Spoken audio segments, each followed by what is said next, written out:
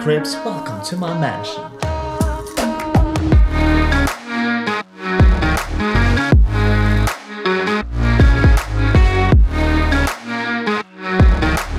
Kjøleskapet? Ja, det er ikke akkurat svære leiligheten, det er ikke noe mansion. Men alle MTV Cribs-episoder er jo innom kjøleskapet. Her er det bare energidrikk og alkohol. Så jeg rustet for å Få se igjen. Jo, men det er bare for at Hello Fresh har ikke levert ennå. De kommer i dag. Jeg må også vise, det her er planta mi i Vanya. Hun heter Vanya med 2 ender, fordi vann? Ja. Så altså derfor jeg bare stappet en vannflaske nedi potta her. Er det en vinflaske, ikke? Ja, vinflaske med det. Det er ikke vannflaske. Men det er ikke det vi skal prate om i dag. Vi skal prate om sceneshow.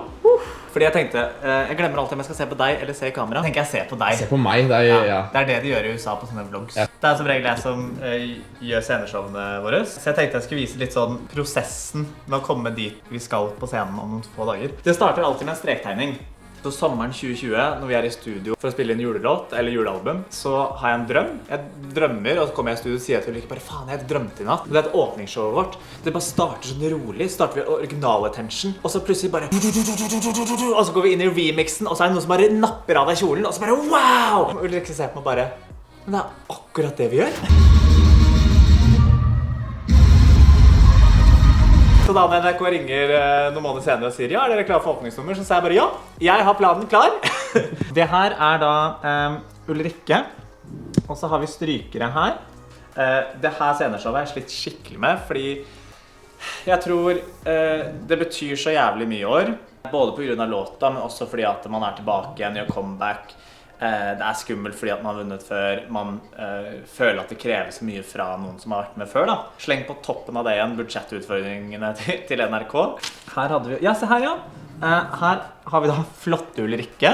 Se her ja. Ja. Men den er faktisk ikke så evig langt unna der vi havnet faktisk. Vi har også vært innom her. Jeg husker ikke helt hva tanken min var her. Ja, det er ikke noe audition-tape til Kunsthøgskolen her da, for å si det sånn. Her i den jobbet vi ganske lenge med faktisk. Her, du skjønner vel hva det her er, Tommy? Du ser vel det? Pyro? Nei, det er ikke. Okay. Det er strykere. Pyro setter fyr på strykerne da i så fall, det går ikke. Og for de som er godt breist i Eurovision-sirkuset, det er Conchita minus en arm. Den fikk jeg ikke med når jeg klippte den ut fra et annet bilde. Så sorry for det, Conchita. Det er Shawn Mendes minus føtter. Fordi hvem trenger vel føtter når du er så kjekk som Shawn Mendes i trynet? Ja, den backer jeg faktisk. Ja, ikke sant? Ja. Men det ble ikke det heller da. Der ser du til med. Jeg har lagt inn. Det er så klart vindmaskin jeg har lagt inn der. Vinnermaskin? Nei, ikke vinnermaskin. Ja. Og vindmøllemaskin? Nei. Ikke vindmølle. Nei, hva er det du sier da?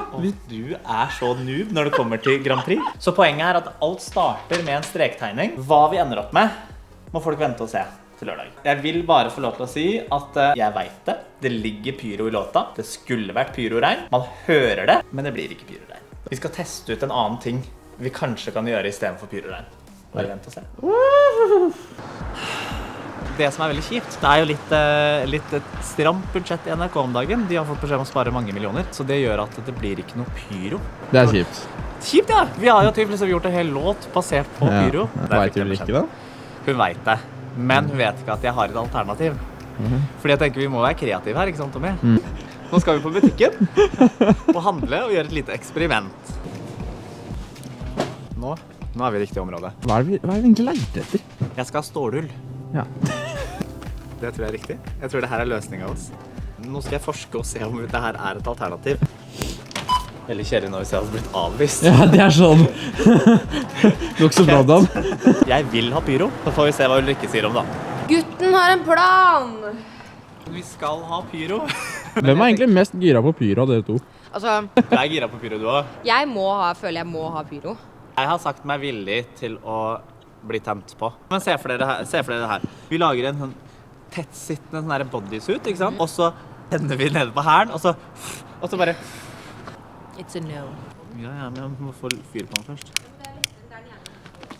Oi, du fikk jo fyr da. Se så fint da! Hallo! Det her er jo... Det her kan bli skikkelig magisk. Wow!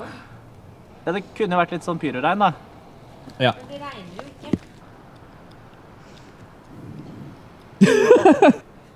tenker sånn, stay tuned and find out. Åh. Ja, det er en god cliffhanger.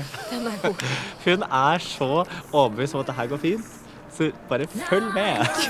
It's just somebody that I used to Hva be. jobber du, I Kristoffer? Det was er veldig nå. Artsy her nå. Cause I was fine on the surface. Det er maskeringsteip. Fy fader, jeg elsker å maskere. Hæ? Det er sånn hvis du noen gang skal male noe, Ulrikke, hjemme. Jeg malte hele leiligheten. Hvor var du da? My life missed a line from the get-go. No, it wasn't making sense. Now I know that it's just somebody that I used to be. I was lost, know that. Nå slutter jeg å recorde. Ha det.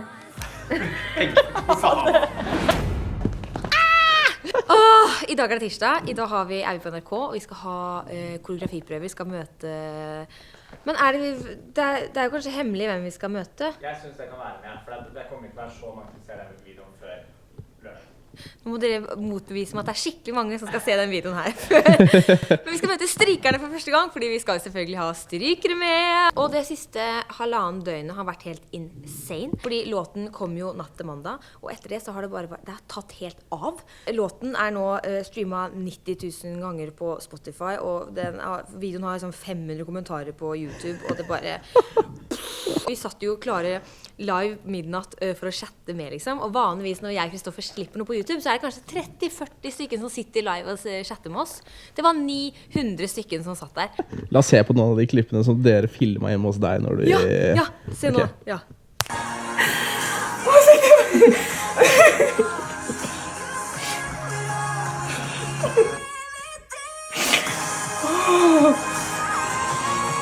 Åh! 841.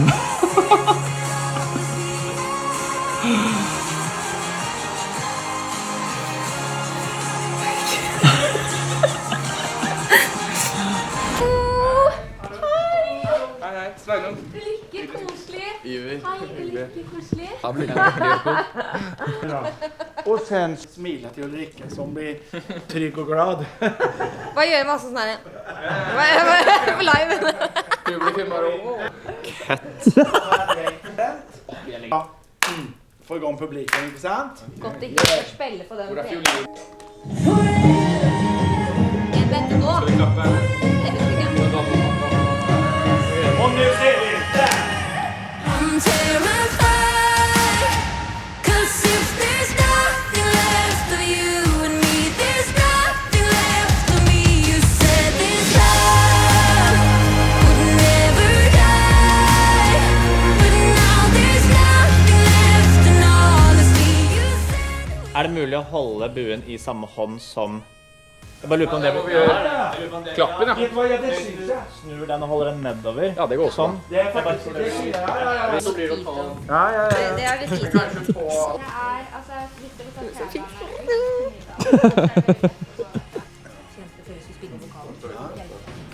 Hallais! Nå har vi første prøver på scenen. Vi har fått se scenen. Scenen er mye større enn hva vi først trodde, så det er dritbra.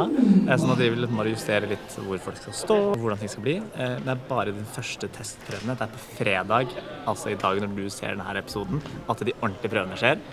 Det får ikke du lov til å være med på, men du får se det på scenen i morgen.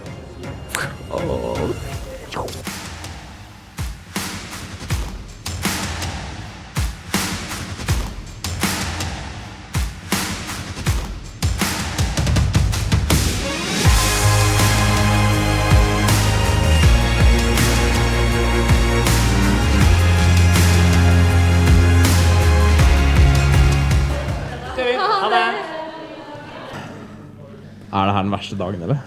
Jeg syns det? syns dette er den verste dagen, fordi Ja. at man er nervøs, man skal synge med inn i første gang, man skal liksom... Det er så mange elementer, da. Så det tar litt tid å finne ut av liksom, hvordan vil jeg legge låten i hele, hele opplegget, men det har gått veldig fint. Det liksom gikk veldig sånn oppoverkurve, da. Og det var veldig deilig, synes jeg. Det er godt å avslutte på en high. Ja. Det har vært kjipt hvis vi startet der og bare, åh shit, det der sugde på slutten, ass. Så jeg har jo ikke fått med meg egentlig hva som skjer bak meg i det hele tatt. Jeg har filmet. Jeg har filmet Jeg stoler igjen på gjennom han, ja. Så nå har vi en prøve på fredag, altså i dag når du ser på det her. Mer enn det skal vi ikke vise, tenker jeg. Nei. Fordi at nå er det jo snart dags. Ja. Gud. Jeg gleder meg. Ja. Det blir stas. Prekkas!